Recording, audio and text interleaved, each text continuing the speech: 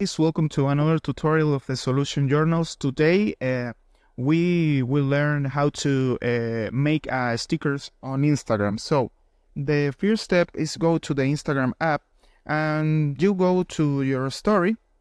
And your story, you can do a few things. So, the first thing you need to do is pick in an image, for example, this, and now you can click here in this button of the face, and you got a lot of options. You can pick in location, mention, a photo, a GIF, an avatar, questions, music, a lot of options. You can search the stickers in this part. You can put everything and use the stickers.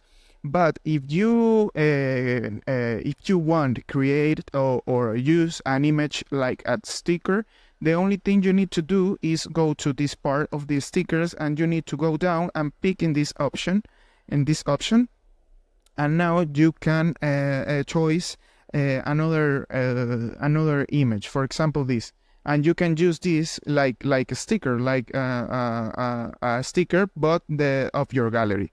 So that's it. The final thing you need to do is pick in your story, and you public you post that in your story. So that's the process. Is a easy process to do, and I hope this tutorial was helpful for you.